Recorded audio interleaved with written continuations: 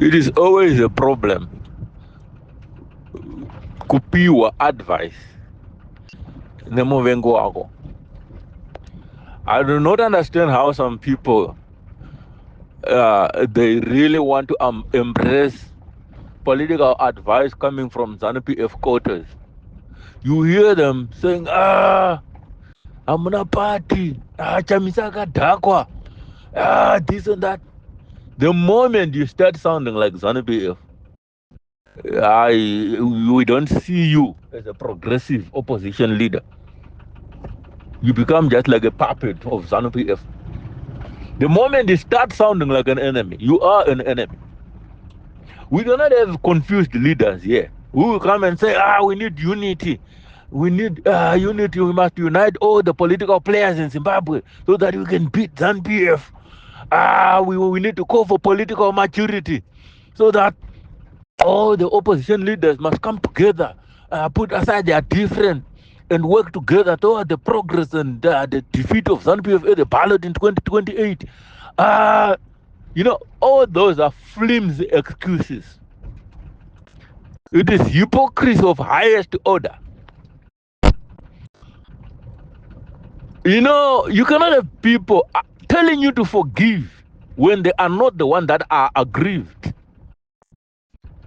It is a problem to forgive when the aggressor has not asked you for forgiveness. How can an aggressor and the perpetrator call for reconciliation? How can those who sold out the masses tell us that we need to reconcile? Reconciliation coming from the sellout quarters. Reconciliation being preached by those who betrayed us. And then we must say, guys, let's come together, let's unite. Unite with sellout, with those who openly sold us out in broad daylight. And then say we must call for unity. Unity with who? Unity with fools. Unity with greedy individuals. Don't you know that your company determines who you become? That you can only become like your friends. You can only become like those people that are around you.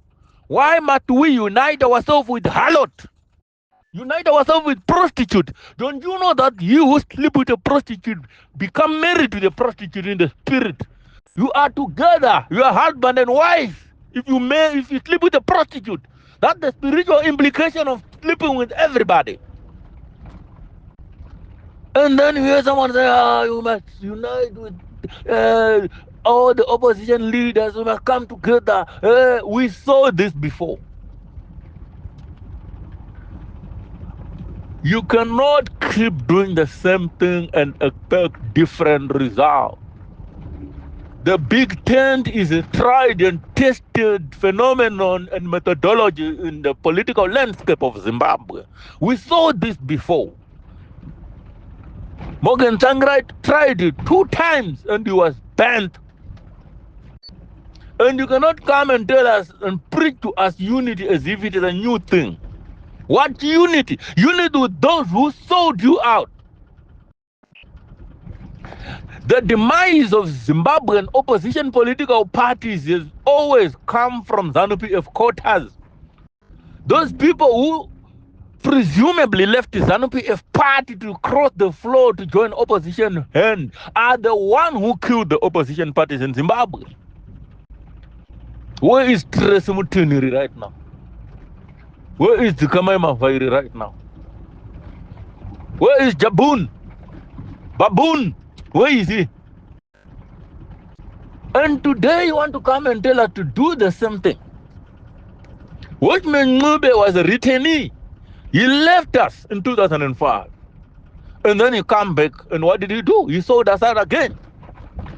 Tendai in 2013 called Morgan Tsvangirai names. Even called him Gumbura. Even say he cannot win a single election. Tendai. And he betrayed the masses. He went with all the MDC assets. Why did he come back and call for unity? Why did he come back? And what did he do after he came back? He sold us out again. But no Chabvondoka no to manyire papa. You cannot have the same people vakambokusiya and then they come back and they call for unity and you embrace them again. Vonokutengesa futi and then tomorrow makuti Chamisa akadhakwa hagoni kushanda nevamwe hagoni kubatana nevamwe. Chamisa gave you the damn chance in 2018. What did you do? You sold us out again. You sold us out again. And then you want to come and blame Chamisa.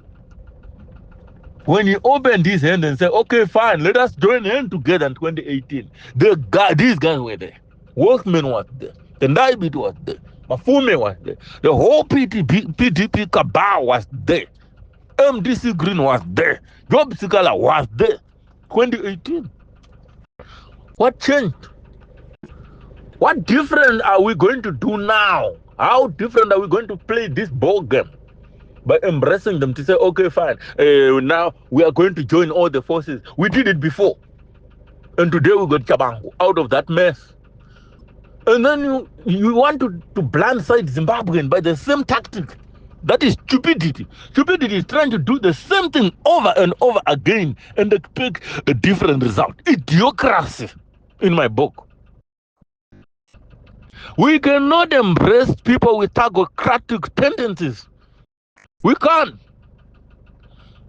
And also Chamisa need to hear this and know this. That the moment he joins himself with prostitute, Zimbabweans are going to condemn him. We cannot.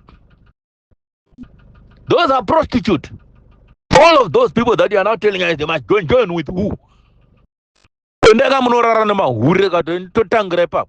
We cannot have that kind of situation again. Never. Personally, I agree with this. We cannot take advice from ZANU-PF. We cannot take advice from the same people we are striving and fighting. At this point in time, we need people who are going to offer solutions. People who are not going to continue offering attacks on our leaders.